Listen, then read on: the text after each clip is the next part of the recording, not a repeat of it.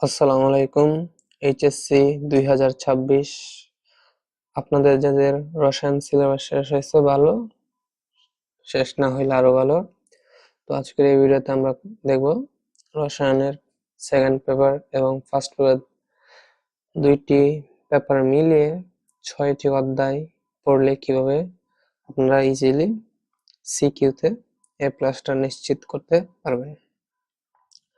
তো যেই প্রশ্নগুলো থেকে প্রতি বছরই যেই অধ্যায়গুলো থেকে প্রতি বছরই প্রশ্ন আছে সেই অধ্যায়গুলো পড়ে গেলে আশা করা যায় আপনারা 60টা প্রশ্নের মতো কমন পেয়ে যাবেন, 60টা সৃজনশীলের মতো, যার থেকে আপনাদের অ্যান্সার করতে হবে হচ্ছে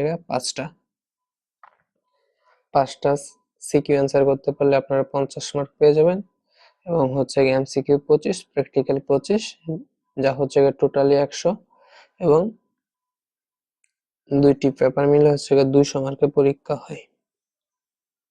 তো আমরা সর্বপ্রথম ফার্স্ট পেপার নিয়ে আলোচনা করব। তো প্রথম পত্রের যে অধ্যায়গুলো ইম্পর্টেন্ট তার মধ্যে অন্যতম হচ্ছে চ্যাপ্টার 2।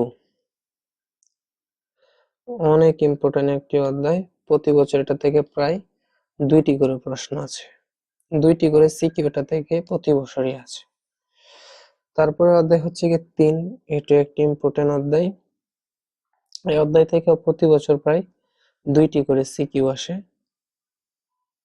অনেক সময় 3টিও এসে থাকে। এরপরে যে ইম্পর্টেন্ট অধ্যায় সেটা হচ্ছে অধ্যায় 4, এটি থেকেও প্রতি বছর 2টি করে সিকিউ আসে।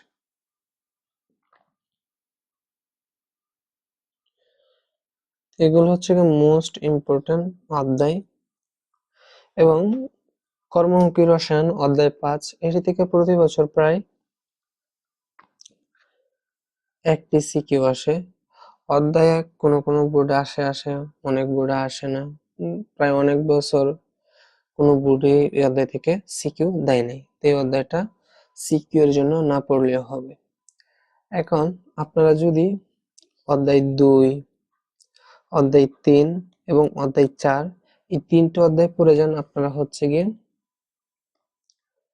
6 থেকে 7টি সিকিউ কমন পাবেন, যার থেকে অ্যান্সার করতে হবে হচ্ছে 5টি।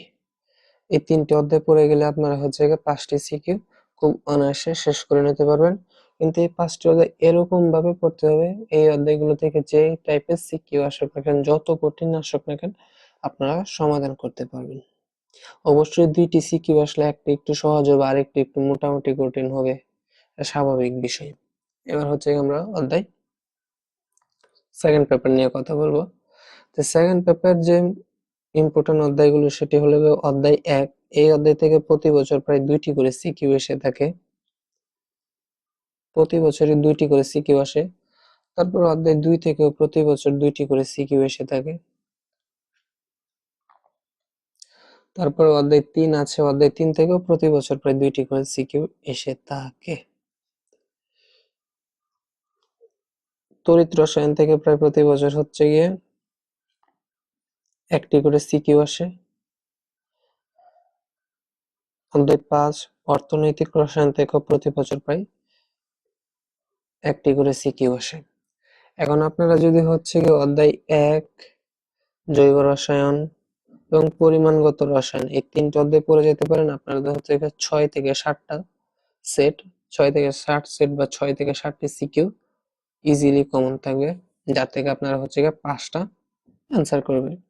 এখন আপনাদের কাছে অনেকের হচ্ছে জৈব রসায়নটা কঠিন মনে হতে পারে, তাহলে হচ্ছে আপনারা অধ্যায় 1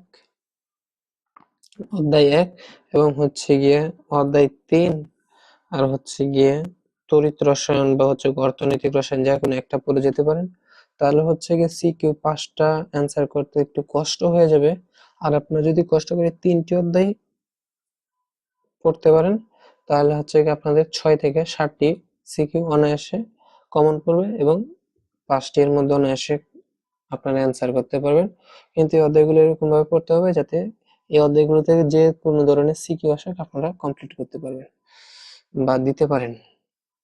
এখন হচ্ছে আমরা এমসিকিউ নিয়ে কথা বলবো। এমসিকিউ এর জন্য হচ্ছে আমরা 5-5 10টি অধ্যায় খুব ভালোভাবে রিডিং করে নিব এবং বিগত বছরের এমসিকিউ গুলো প্র্যাকটিস করবো, তাহলে হচ্ছে আমরা এমসিকিউ 23 থেকে 24টি কমন পেয়ে যাব, এবং হচ্ছে গিয়ে প্র্যাকটিক্যাল গুলো সুন্দরভাবে করলে 25-এ 25 স্যাররা দিয়ে দিবে। তাহলে খুবই সহজে হচ্ছে গিয়ে আপনারা যদি সিকিউ আপনারা হচ্ছে গিয়ে 40ও পান এবং এমসিকিউ যদি 23 পান এবং হচ্ছে গিয়ে প্র্যাকটিক্যালে যদি 25-এ 25 পেয়ে যান, আপনাদের এ প্লাস কনফার্ম থাকবে, এ প্লাসের উপরে মার্কস থাকবে। তো আশা করি আপনাদের এই সাজেশনটা উপকারে আসবে। আর যাদের এই সাজেশনটা পিডিএফ লাগবে, কমেন্ট বক্সে বা হচ্ছে কি ডেসক্রিপশন বক্সে পিডিএফটা দিয়ে দিব, আপনারা ডাউনলোড করে নেবেন। তো আজকের মতো ভিডিও এতটুকুই। আল্লাহ হাফেজ। লাইক কমেন্ট শেয়ার করে সবাই পাশে থাকবেন।